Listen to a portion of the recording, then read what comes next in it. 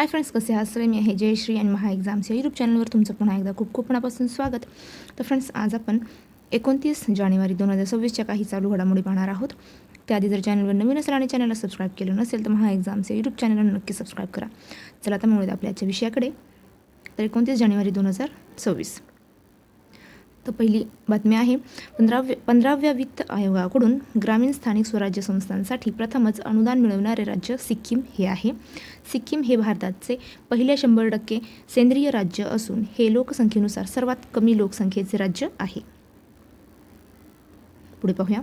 खजाने 2 ही ई पावती पेमेंट सेवा कर्नाटक बँकेने सुरू केलेली आहे.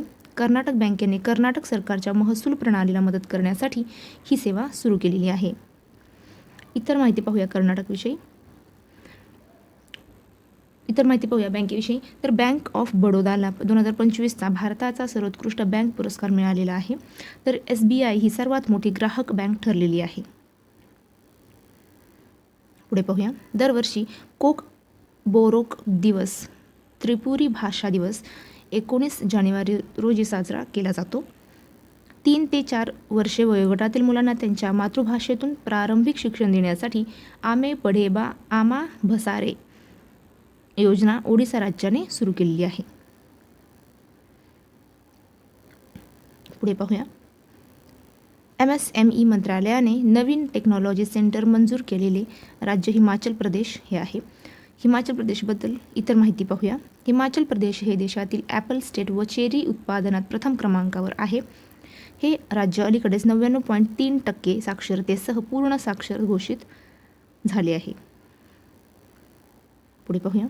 काझीरंगा राष्ट्रीय उद्यान आसाम राष्ट्रीय उद्यानात अवैध शिकार रोखण्यासाठी AI आधारित थर्मल ड्रोन मॉनिटरिंग सिस्टमचे उद्घाटन करण्यात आलेले आहे.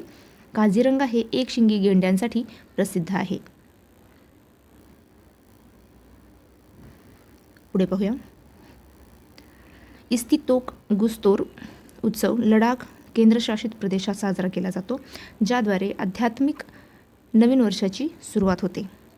संरक्षण मंत्री राजनाथ सिंह अलीकडेच नागपूर दारुगोळा युनिटचे उद्घाटन केले. पुढे पाहूया.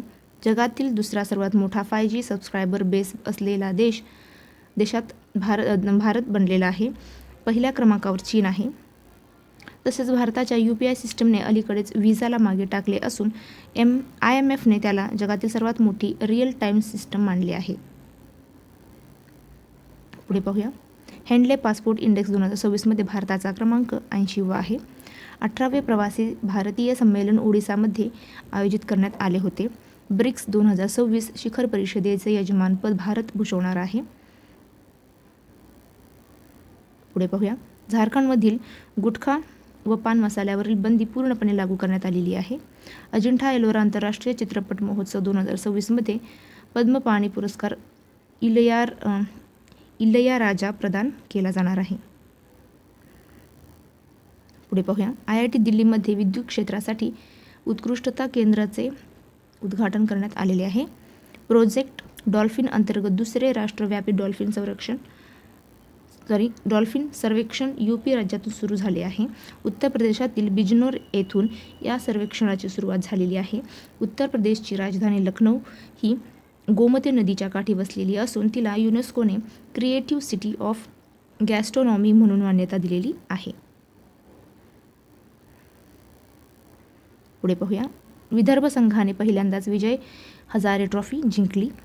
तेलंगणा राज्याने UAE सोबत मिळून भारतातील पहिले नेट झिरो शहर विकसित करण्याचा करार केलेला आहे. BCCIने जेमिनाई AI प्लॅटफॉर्मसोबत 270 कोटी रुपयांचा प्रायोजकत्व करार केलेला आहे. रिसर्च स्कॉलर्ससाठी दरमहा 25,000 रुपये मदत योजना आसाम राज्याने सुरू केली आहे. तर फ्रेंड्स, थांबूया इथेच. भेटूया पुढच्या व्हिडिओमध्ये. जय हिंद.